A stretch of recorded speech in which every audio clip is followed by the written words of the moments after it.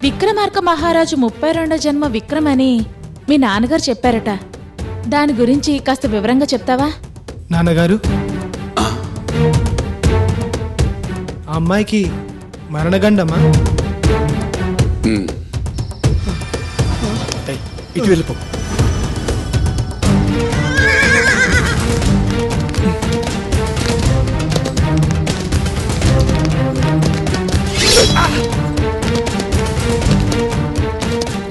జై పరాత్పరి, జై జగజ్జనని, జై జగజ్జనని.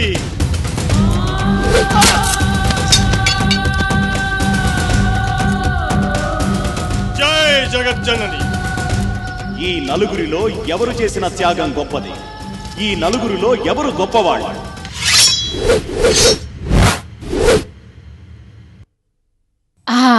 స్నేహ, సాగర్, ఆ నలుగురిలో గొప్పవాళ్లు ఎవరు చేసిన త్యాగం గొప్పదో తెలుసుకున్నారా? బామ్మ, ఈ రెండిట్లో ఒక వేలు పట్టుకో. ఎందుకురా? సమాధానం చెప్పడానికి. స్నేహ, నువ్వు చెప్పమ్మా. నానమ్మా, నాకైతే మంత్రి గారి భార్య గొప్పదనిపిస్తుంది. ఎందుకంటే తన దేశపు రాజు కోసం కన్న బిడ్డనే బలివ్వడానికి ఒప్పుకుంది. No Sneha, you're wrong. వాళ్ళ అమ్మా నాన్న మాట్లాడుకున్నదంతా వాళ్ళ అబ్బాయి విన్నాడు. తనని కాళీమాతకి బలిస్తారని తెలిసి కూడా ఏడవకుండా వాళ్లతో వెళ్ళాడు. కాబట్టి ఆ చిన్నబ్బాయే గొప్పవాడు. వాడు చేసిన త్యాగమే గొప్పది. బామ్మ, ఏమంటావు? చూద్దాం విక్రమార్కుడు ఏం చెప్పాడో. ఓ భేతాళ, ప్రాణత్యాగం చేసిన ఆ నలుగురిలో ఎవరు గొప్ప అని ప్రశ్నించావు. చెబుతాను విను. మొదటివాడు నారాయణ. మంచి మనిషి. అట్టడుగు స్థాయి నుంచి ఉన్నత స్థాయికి చేరుకోవటానికి కారణమైన తమ దేశపు రాజు వీరకేశుడు కోసం ప్రాణత్యాగం చేశాడు. అది సహజం. ఇక రెండవ వారు నారాయణ భార్య రత్నప్రభ. ధర్మపత్ని. అగ్నిసాక్షిగా వివాహమాడిన తన భర్త అడుగుజాడల్లో నడవటం, అతను చెప్పినట్టే నడుచుకోవటం తన కర్తవ్యం. ఒక ధర్మపత్నిగా తన భర్త చెప్పినట్లే చేసింది. కాబట్టి అది పెద్ద విశేషం కాదు. తను చేసింది గొప్ప త్యాగమూ కాదు. మూడోవాడు నారాయణ కొడుకు. పాపం పసివాడు. ఏం జరుగుతుందో, ఏం జరిగిందో కూడా తెలుసుకునేంత జ్ఞానం వాడికి లేదు. త్యాగం అనే మాటకి అర్థం కూడా వాడికి తెలియదు. ఇక మిగిలింది నాలుగవ వాడు. మాళవ దేశపు మహారాజు వీరకేశుడు. తన ప్రజల క్షేమమే పరమావధిగా జీవిస్తున్నవాడు. తన దేశ ప్రజల కోసం ఎలాంటి త్యాగానికైనా సిద్ధపడే వ్యక్తి. అలాంటి వీరకేశుడు తన కోసం ఒక కుటుంబమంతా బలి కావటం సహించలేకపోయాడు. వాళ్ల కోసం తనను తాను త్యాగం చేసుకోబోయాడు. కాబట్టి బేతాళ, నిస్సందేహంగా ఆ నలుగురిలో వీరకేశుడే గొప్పవాడు. తను చేసిందే గొప్ప త్యాగం.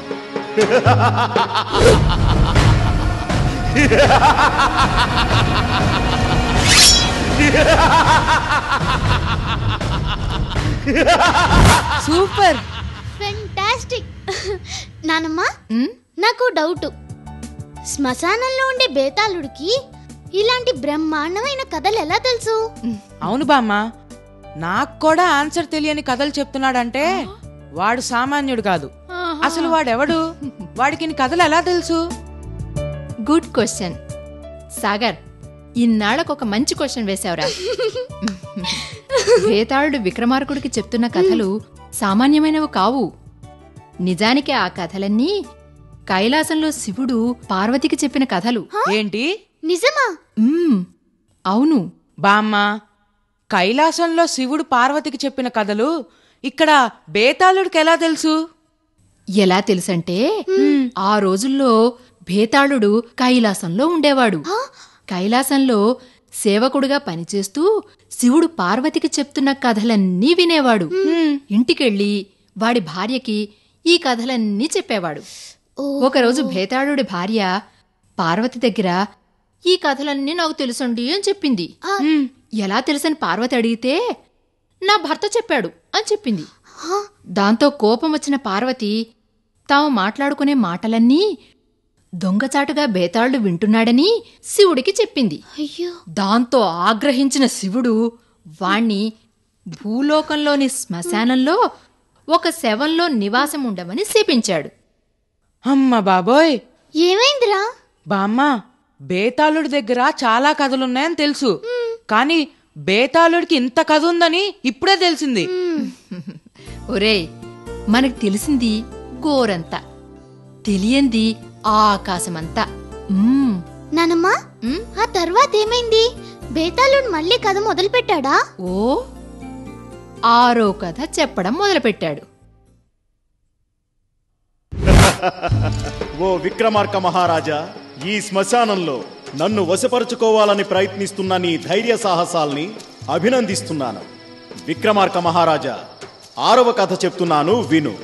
పాటలీపుత్ర దేశాన్ని సూరసేనుడనే మహారాజు పరిపాలిస్తున్నాడు.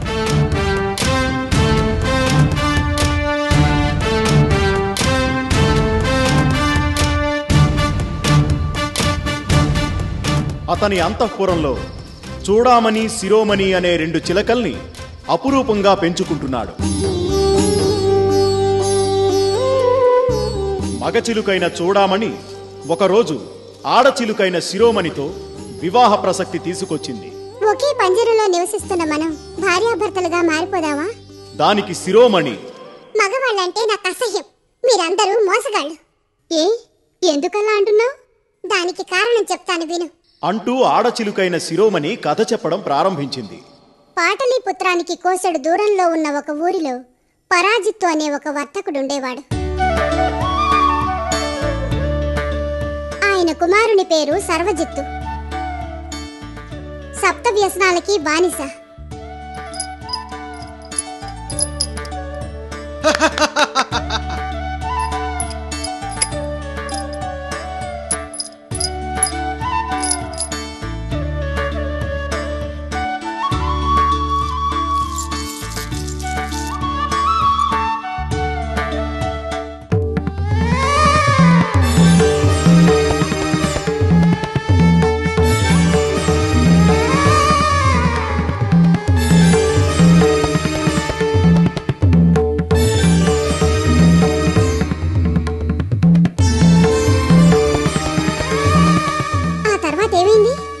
చెప్తాను విను.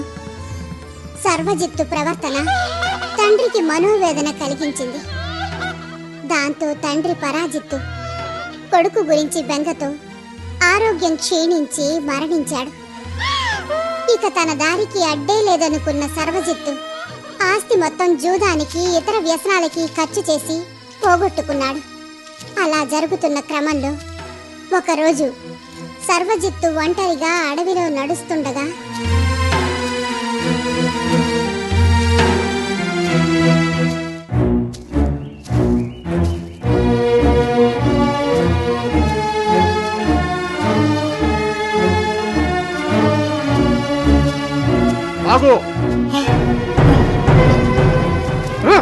వదలండి, వదలండి, ఎవరు మీరు? వదలండి, వదలండి.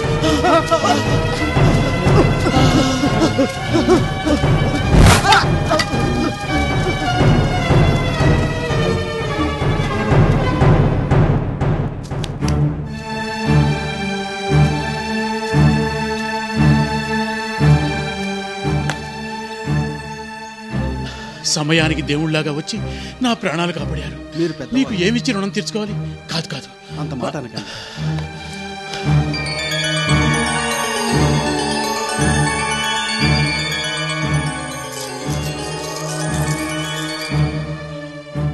వద్దొద్దు, మనిషికి మనిషి సాయం చేసుకోకపోతే మానవత్వానికి అర్థం లేదు.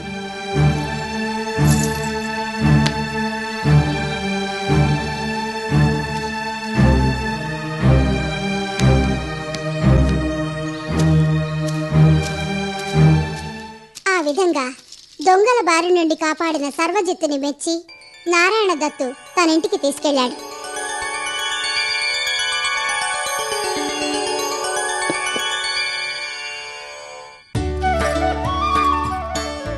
అమ్మా దేవకి,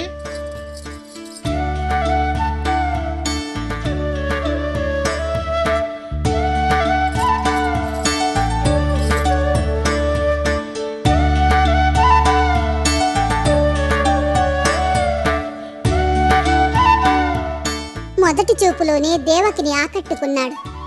మంచివాడిగా ప్రవర్తిస్తూ ఆ ఇంట్లో అందరి అభిమానాన్ని చూరగొన్నాడు. నారాయణ దత్తుకి అల్లుడయ్యాడు. దీర్ఘ సుమంగళీ భవ.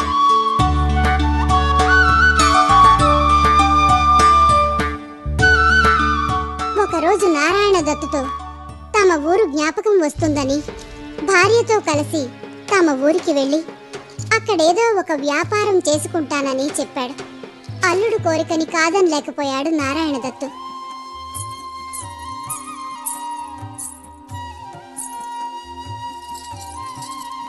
క్షేమంగా వెళ్ళిరండి.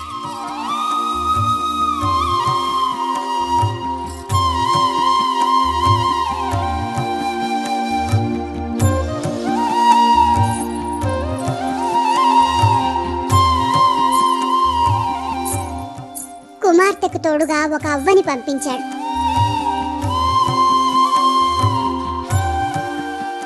సర్వజిత్తు, దేవకి, అవ్వ అడవి మార్గం గుండా ప్రయాణిస్తున్నారు. తన భర్తతో కలిసి వెళుతున్నందుకు దేవకికి చాలా ఆనందంగా ఉంది. దేవకి ఒంటి నిండా నగలు ధగధగా మెరిసిపోతున్నాయి. సర్వజిత్తుకి ఆ నగల మీద కన్ను పడింది. సర్వజిత్తు తన భార్యతో, దేవకి, ఈ దారిలో దొంగల భయం ఎక్కువగా ఉంటుంది. నీ ఒంటి మీద ఇన్ని ఆభరణాలతో మనం ప్రయాణించడం క్షేమం కాదు. కాబట్టి ఆ నగలన్నీ నాకిస్తే నేను భద్రంగా పట్టుకొస్తాను అని అన్నాడు. వెంటనే దేవకి, అవ్వ వాళ్ళ ఒంటి మీదున్న నగలన్నీ తీసి సర్వజిత్తుకిచ్చారు. చెడు ఆలోచనలున్న సర్వజిత్తుకి ఆ బంగారు నగలను చూడగానే ఒక దురాలోచన వచ్చింది. అలా వాళ్ళు ముగ్గురు ప్రయాణిస్తుండగా దారిలో సర్వజిత్తుకి ఒక బావి కనిపించింది. దేవకిని, అవ్వని బావిలోకి తోసేసి నగలు తన సొంతం చేసుకోవాలనుకున్నాడు. అనుకున్నట్టుగానే వాళ్ళిద్దరినీ బావిలోకి తోసేశాడు.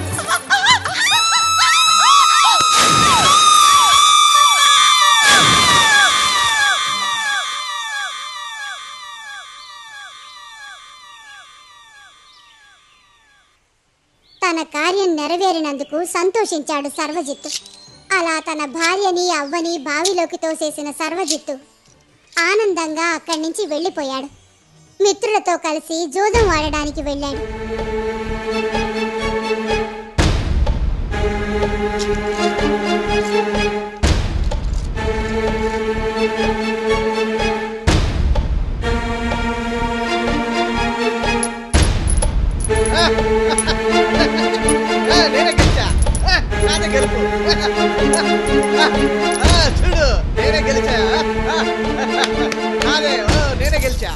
ఉన్న సొమ్మంతా పోగొట్టుకుని తిరిగి బికారిగా మారిపోయాడు. గత్యంతరం లేక మళ్ళీ మామగారింటికి వచ్చాడు. అక్కడ మంచంపై పడుకుని ఉన్న దేవకిని చూసి హతాశుడయ్యాడు. అల్లుడు గారు రండి రండి. అమ్మా దేవకి, దేవకి.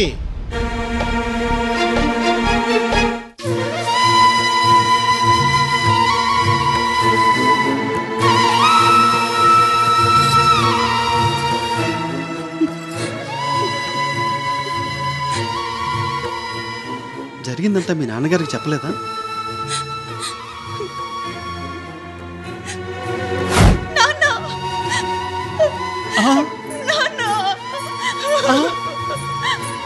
అమ్మా,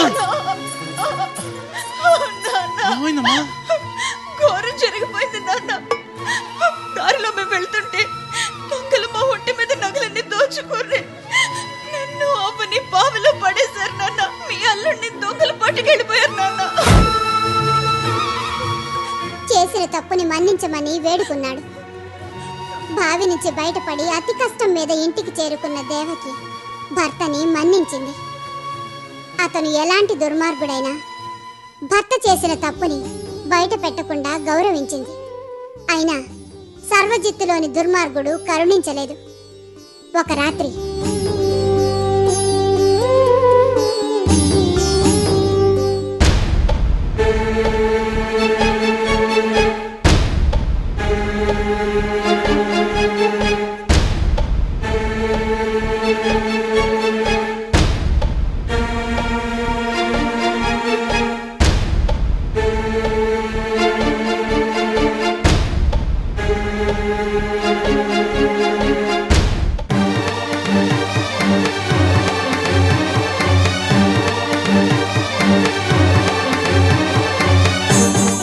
నిద్రపోతున్న దేవకి తల మీద రాయితో కొట్టి చంపేశాడు.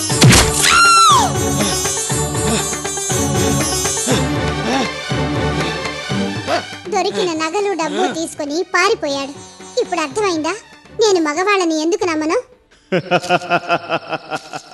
బామ్మా, ఆ తర్వాత ఏమైంది? రేపు చూద్దాం.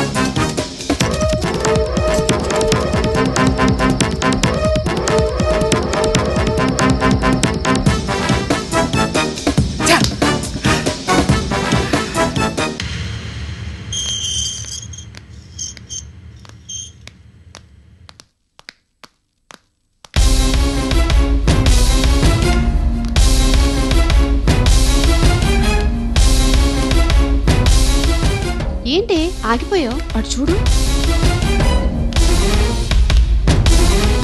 ఒకసారి మన దగ్గర ఉన్న ఫోటో చూడు.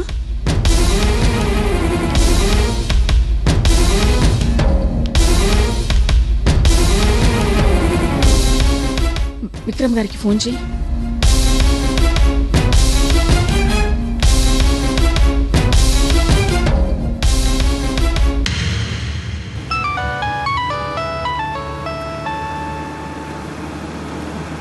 హలో సార్, నేను చిత్రని మాట్లాడుతున్నాను. చెప్పు చిత్ర.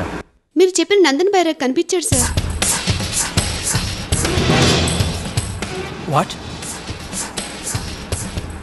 ఎక్కడ? Road number 10 sir, Banjara hills. Ladies hostel దగ్గర అని చెప్పు. ఇక్కడ లేడీస్ హాస్టల్ కూడా ఉంది సార్. ఓకే, మీరు జాగ్రత్తగా వాడిని ఫాలో చేయండి. నేను వెంటనే అక్కడికి వస్తున్నాను. అలాగే సార్.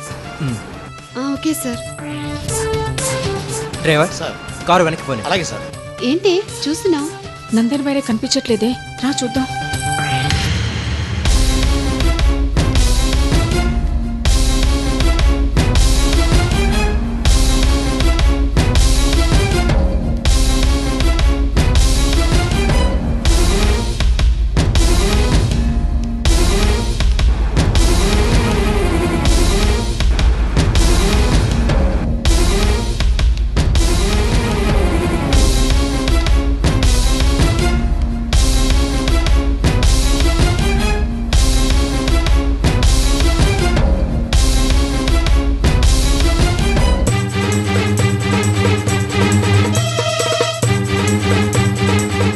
జగన్మాత, నీ కరుణతో పూజకు కావలసిన పుష్పాలని రెండింటిని సమకూర్చాను. ఆ మూడవ కన్య ఎక్కడుందో చూపించు. జై భద్రకాళి.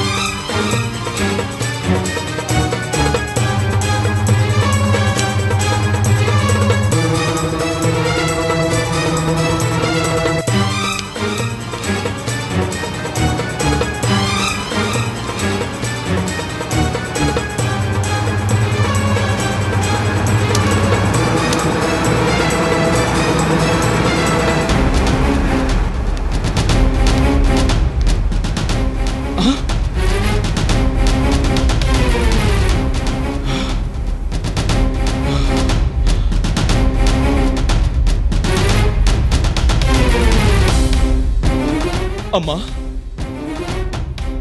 జగన్మాత, ఏమిటి ఏమిటి అపశకును?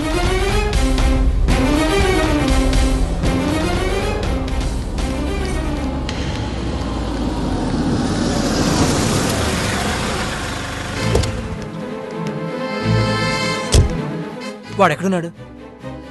ఇప్పటిదాకా కనిపించాడు సార్. ఎటు వెళ్ళాడో తెలియట్లేదు. అంతా వెతికాం. అవును సార్.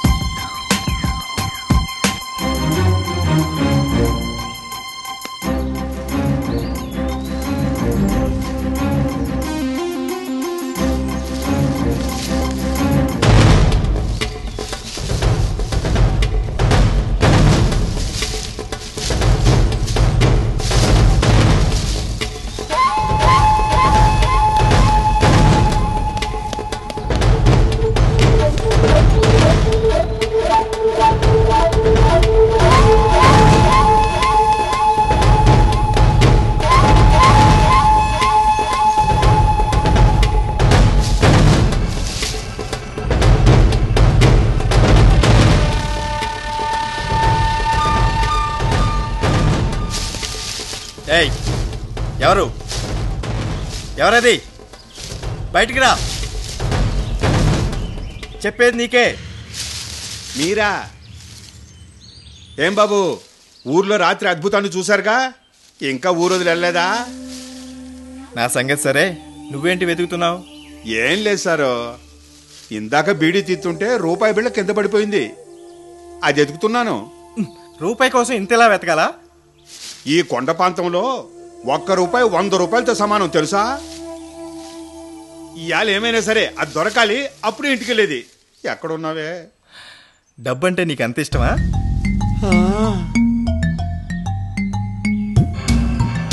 సరే, నీకో ₹50 ఇస్తాను. నాకు చిన్న సహాయం చేస్తావా? ₹50? ఏం సాయం సారో?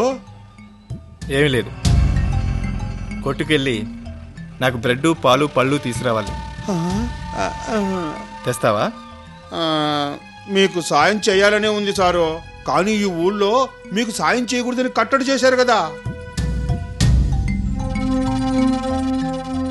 ఆ కట్టడి నేను మేరలేను సారు.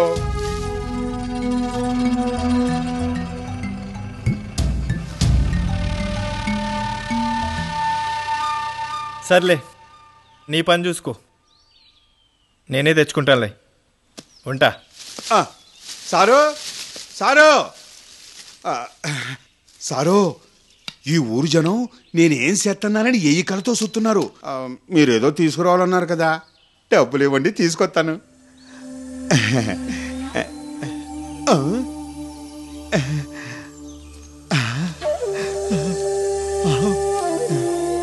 రూపాయి నోట్లా? అవును, 500, 1000 నోట్లు. అయ్యి బాబోయ్ సారు, ఒక్క నోటు ఇవ్వండి సారు, కళ్ళ కదుకొని ఇచ్చేస్తాను తల్లి మహాలక్ష్మిని. అంత పెద్ద నోటుని తాకాలంటే అదృష్టం ఉండాలి కదా. డబ్బంటే నీకు అంత ఇష్టమా? ప్రపంచంలో డబ్బు అంటే ఎవరికిట్టం ఉండదు సారో. ఏ మనిషి అయినా డబ్బుతోనే కదా సారు తైతెక్కలాడేది. దొంగతనాలు, దోపిడీలు, హత్యలు ఇవన్నీ డబ్బుతోనే కదా జరిగేది. అంతెందుకు సారో, మీరింత డబ్బు ఇస్తామని చెప్పండి, ఆ కొండకి దూకేమంటారా? దూకేస్తాను. దూకడం అవసరం లేదు కానీ చూడు, ఈ ₹1000 నోట్ ఇస్తాను. నాకు చిన్న సహాయం చేస్తావా? చెప్పండి చెప్పండి సారో. నేను ఈ గూడెం గురించి కొన్ని వివరాలు అడుగుతాను, నాకు సమాధానాలు చెప్పాలి. అబ్బో,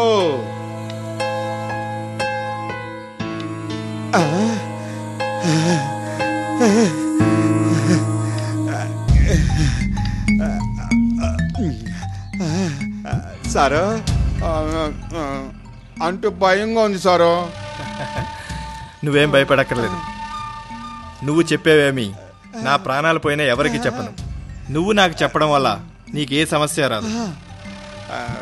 మీరు ఇంతగా అడుగుతున్నారంటే చేస్తాను సారు, కానీ ఇప్పుడు కాదు సారు, చీకటి పడ్డాగా నేనే మీ గుడారానికి వస్తాను. ప్రస్తుతానికి నాకు ₹50 ఇవ్వండి, మీరు ఏదో కావాలన్నారు కదా, అవి తీసుకొచ్చేస్తాను.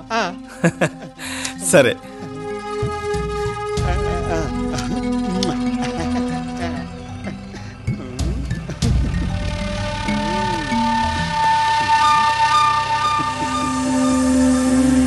డబ్బురా డబ్బు డబ్బురా డబ్బు డబ్బే డబ్బురా.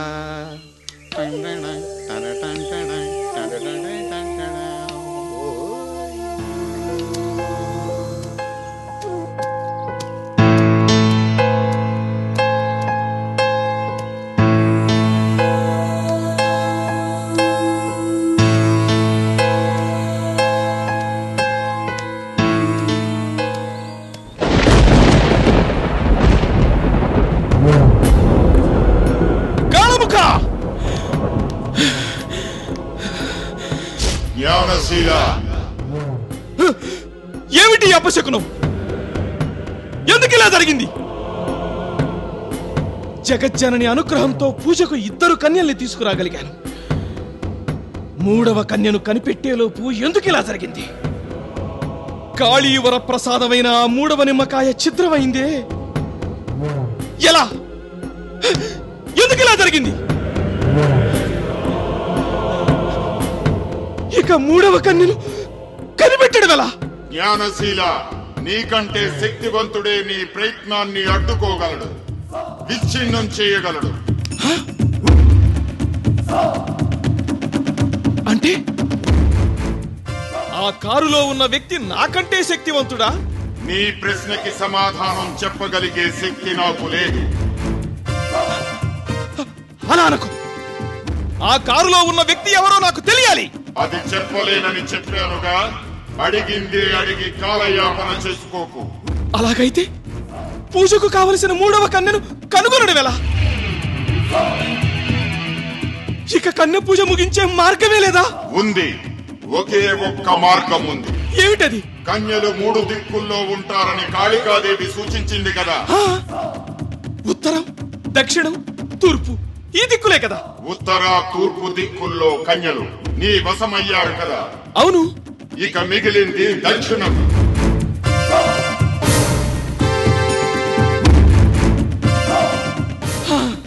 ఆ దిక్కులో 3వ కన్యని వెతుకు. వెళ్ళు. కాళికాదేవి దయ ఉంటే నీకు ఆ కన్య కనిపిస్తుంది. కాలముఖ, ఆ జగజ్జనని అనుగ్రహం నాకెప్పుడూ ఉంటుంది. ఇక నాకు సెలవు. జై జగన్మాత.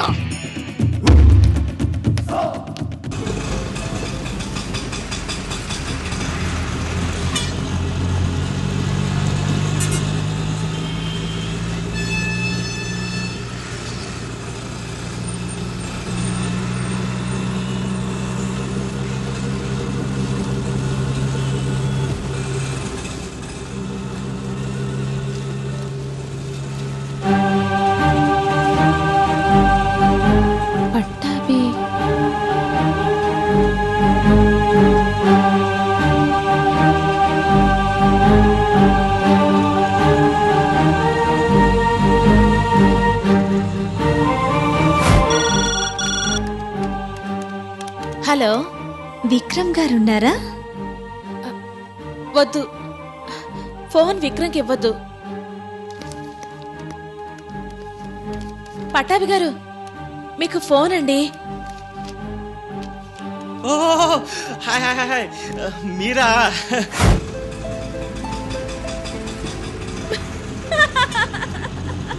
నందిని, ఎందుకు అలా నవ్వుతున్నావు? ఏం లేదమ్మా, పాపం మైథిలి విక్రమ్ అనుకుని పట్టాభిని ప్రేమిస్తోందమ్మా. నందిని, ఎవరిని ప్రేమిస్తే మనకెందుకు చెప్పు? అమ్మా నందిని, నా మనసేం బాగోలేదు. మన చుట్టూ జరగరానిదేదో జరుగుతుందని నాకు భయం వేస్తుంది.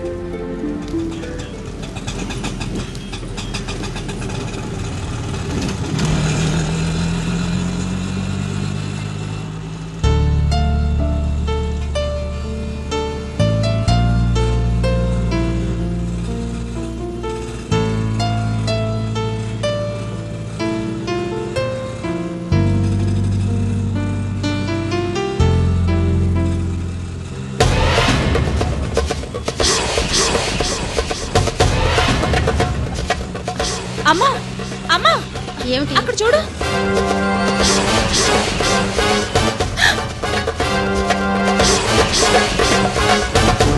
మన స్వామీజీ అమ్మా.